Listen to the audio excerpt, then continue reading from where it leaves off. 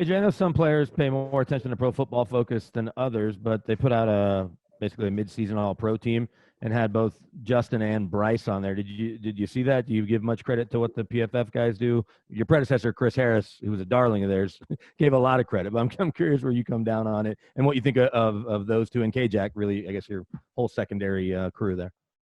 I never pay attention to it. I don't really look into it, but that's a great honor either way it go. I think they're well-deserving. They've played great ball this whole year, and just to keep it up, and hopefully at the end of the season they make the same too, Next one, Mike Kliss. Yeah, AJ, I was just wondering, that concussion, you've been in the league now since 2013. Is that something where when you first got in the league, maybe you're not missing a game, but the concussion protocols are stricter now and more thorough, and it's tougher to come back from a concussion? No, I don't think that. I've had a concussion before in the league, and they kind of had the same thing, just take a week off because sometimes you might feel good, but it might be worse effects. And I've seen people who've retired who's actually had worse effects, 20 years down the line. So, they communicated with me and made sure I went through the protocol the right way. So. Next one, George Stoya. Yeah, AJ, what has impressed you the most about Essang Bassey, and you being an undrafted guy yourself, what's maybe the biggest piece of advice that you've given him in his rookie season? Essang, he shows that he knows the playbook a lot, and especially at the nickel, he's, showing everything that you want to see. He's aggressive. He comes up in the run game. He has good blitz path, and he plays the pass game well, too, with great coverage. And, it's not much you can really say because you watch him on field, especially in practice. He's always going 100%, whether it's scout team or special teams or even now getting reps with the defense. So, he's well deserving of that, and he's, gelling along with us good. Next one, Ryan O'Halloran. Hey, AJ, two for you. On the first, when you got injured, did you see Kareem coming at the last minute? No, I was too busy trying to tackle my guy. All I know is I just got hit on the side of the head. I haven't even seen the play, really. I just know somebody hit me, and then they told me it was him.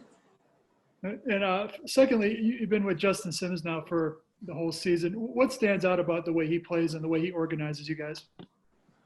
He's always in the right spot. He's moving fast on the field. You don't see him hesitating at all. And he's just a great communicator. The way our defense is with certain calls that we have, he's already lining us up, even with everything with motions and things like that. And just to have him on my side is a good thing, especially with me being new to the defense. Next one, Troy. Good to see you back, AJ. You guys, I think it was 5 weeks you're out, giving up 20 points a game, but the average has been skewed now with these last 3 games. You're a prideful unit. How much of this, defensively, you guys with you back, Bryce back, looking forward to kind of making a statement in a rivalry game? Yeah, we're looking forward to it. I think Coach Vic has done a great job of just letting us know how teams are starting to attack us, what we're seeing in certain coverages, and what we could play and where our help at. So that's the biggest thing, It's early. It's not really early, but it's still kind of early, with our preseason games. Guys are still getting the feel to it. And, the biggest thing we do right now is just learn from the mistakes that we've made so far and just don't, repeat those. Next one, Zach Stevens. Hey, AJ, how would you evaluate the pass defense through the first half of this season? I think mostly good. We've done good, especially in man and zone, but certain plays we left out there, like I said, everything ain't going to be great. I think we could be a little bit more consistent week in and week out, but for the most part, we still was able to make plays moving forward. I think the first few weeks it was hard to really get turnovers. So, next one, Nick Kosmider. Yeah, AJ, just looking at the film this week, what stands out about the way that Derek Carr is playing this year?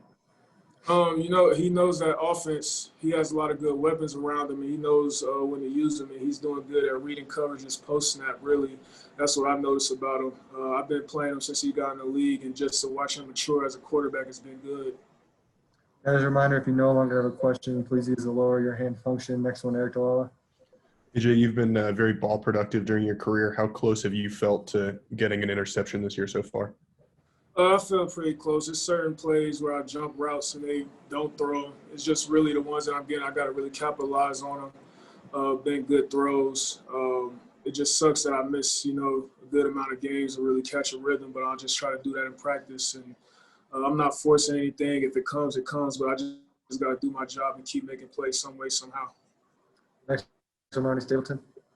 AJ, you've been such a durable guy since you became a starter in this league. And then, it's been such a strange 2020 season with the injuries and whatnot. How have you kept your spirits up?